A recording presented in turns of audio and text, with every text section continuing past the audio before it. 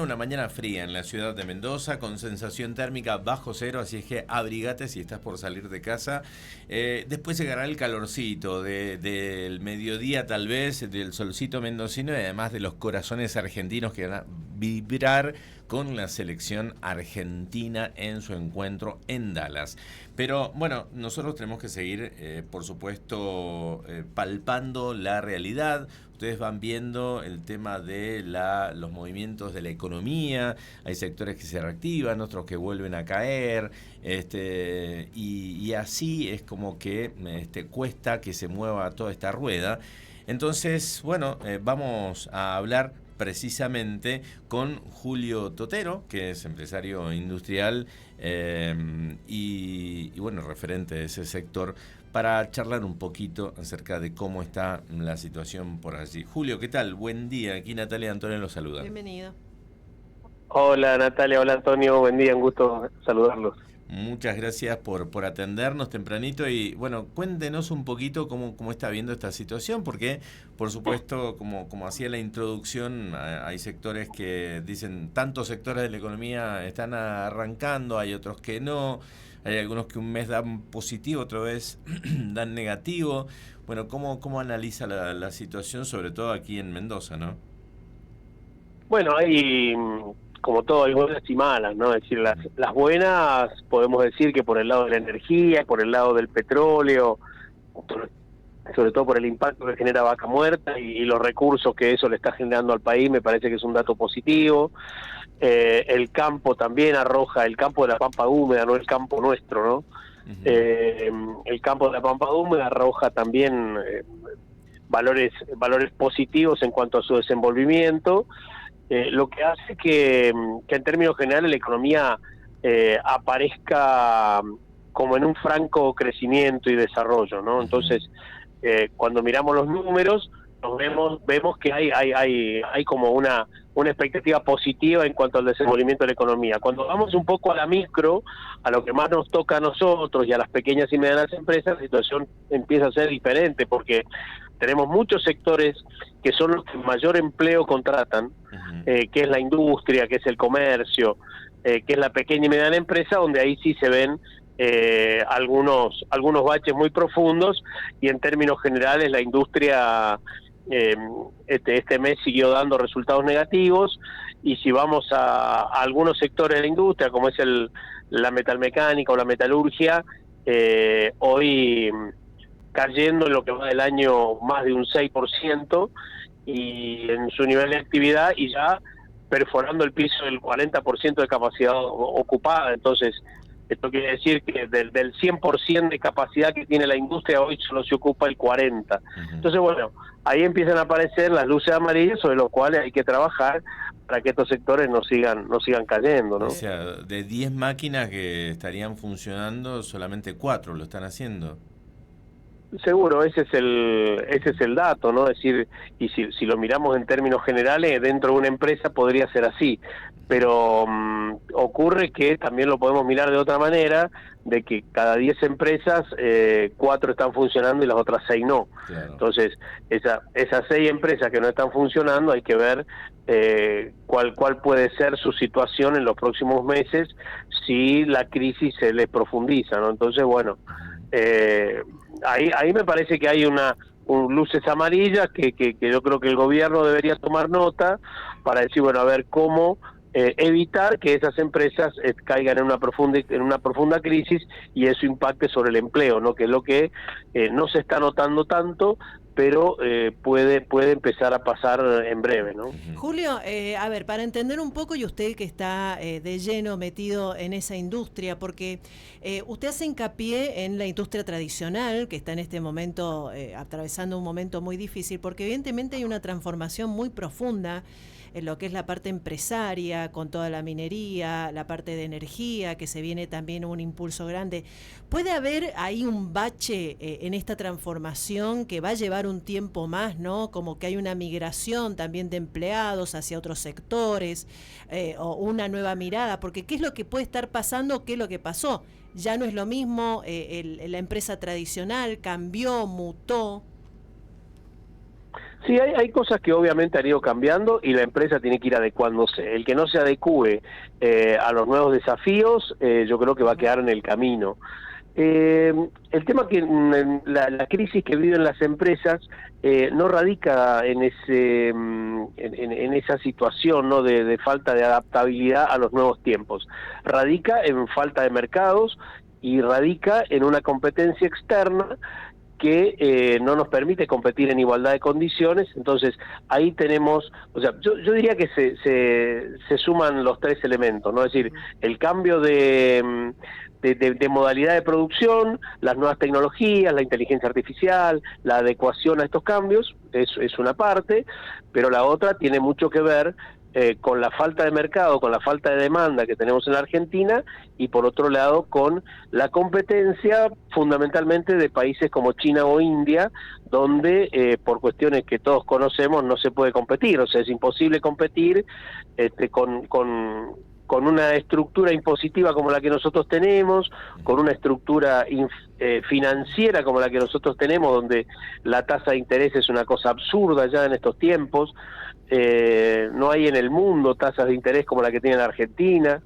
Tendríamos que ir a países muy en conflicto para encontrar estas cosas, y me parece que la Argentina tiene un gran desafío en bajar la tasa de interés y en hacer un sistema financiero que ayude a la producción y no que sea un sistema financiero extorsivo como el que tenemos hoy, ¿no? Entonces, ahí me parece que está la clave. Claro. La adaptabilidad es un tema, Sí. pero la falta de demanda por la caída del mercado es otra, y la competencia interna de aquellos países. Yo no tengo problema, y esto lo decimos siempre, de competir contra Australia, contra Europa, contra Canadá, contra Estados Unidos, pero sí no se puede competir contra la China o contra la India, y eso si no tiene alguna medida correctiva como la que impuso Estados Unidos, ¿no? O sea, Donald Trump, que tiene una mirada de la economía muy parecida a la de nuestro presidente, tomó medidas contra los chinos y contra la India, porque evidentemente no se puede competir con esas estructuras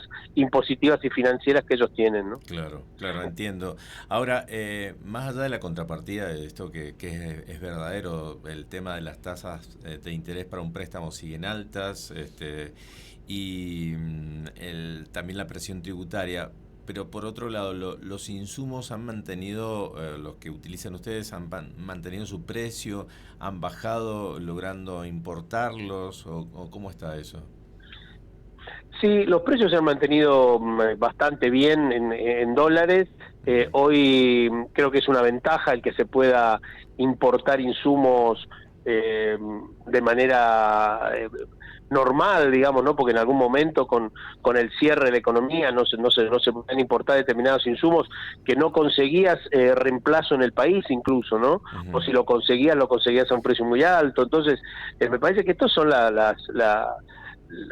los lados positivos, digamos, que tiene la política de apertura, que yo particularmente sostengo que debe ser así. Uh-huh. Lo que pasa es que, bueno, esa política de apertura que yo aplaudo y sostengo, tiene que estar acompañada de políticas medianamente inteligentes para que aquellos sectores que son competitivos en la Argentina no sean avasallados por aquellos países, por producción de aquellos países que tienen sus economías totalmente subsidiadas, claro, que tienen casi empleo esclavo, ¿no? Es decir, claro. Sin costos laborales, claro, bueno. obvio. Entonces, obvio. Ahora, Mendoza también ha hecho los deberes como provincia, el gobierno provincial se le reclama mucho que sí, que las cuentas están ordenadas, qué sé yo, pero como que la economía mendocina no se mueve como en otras provincias que también están ordenadas, no tan ordenadas como en Mendoza, pero en otros lugares la economía se mueve distinto, y aquí en Mendoza es muy difícil, ¿no? sí, yo creo que Mendoza tiene la suerte de ser una provincia ordenada en sus números, y me parece que esto es lo que nos ha permitido sobrevivir este último tiempo, que no disponemos de un vector de crecimiento como tienen otras provincias. Uh-huh. Es decir, el petróleo en Neuquén, el petróleo también un poco en otras provincias del sur argentino, la minería en Santa Cruz, en San Juan, en Salta, con el litio, la pampa húmeda con los cereales y demás. Todas esas provincias tienen un vector de crecimiento que tracciona su economía en general. Nosotros no lo tenemos. Claro. Lo tuvimos en alguna época con el petróleo, lo tuvimos también con la agroindustria, en algún momento lo tuvimos con el turismo. Hoy creo que ninguna de esas industrias tracciona nuestra economía por diversas razones, ¿no? Es decir, falta poder adquisitivo para el turismo, falta competitividad para atraer turistas, el petróleo del convencional de la zona norte, sobre todo de la provincia, fue cayendo por la salida de YPF, entonces se van dando varias circunstancias, ¿no? Que los vectores de crecimiento que teníamos hoy no están. Entonces creo que Mendoza está en la búsqueda de ese nuevo vector de crecimiento, que seguramente va a ser la minería, y va a volver a ser el petróleo seguramente en los próximos años, por la zona sur de Vaca Muerta, por toda esa lengua norte de Vaca Muerta que la tenemos en Malargüe, y que me parece que va a ser también parte de ese desarrollo futuro que necesita la provincia. Es decir, para salir de esto hace falta vectores de crecimiento, y hoy Mendoza no los tiene, entonces bueno, hay que buscarlos. Bueno, y el gobierno también ha tirado, o sea, como que los 1.000 y pico de millones de dólares que tenía del resarcimiento los ha metido en obra pública. ¿Usted cree que también eso va a poder facilitar un movimiento económico?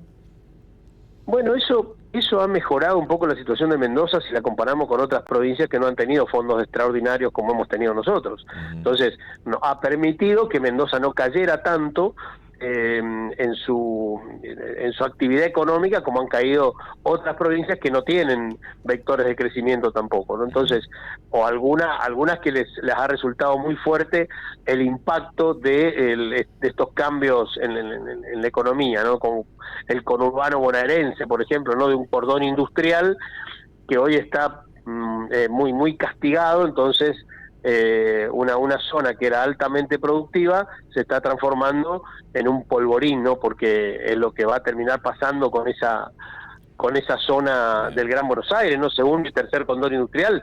A mí me parece que esto es un problema para la provincia de Buenos Aires y un problema para el país, ¿no?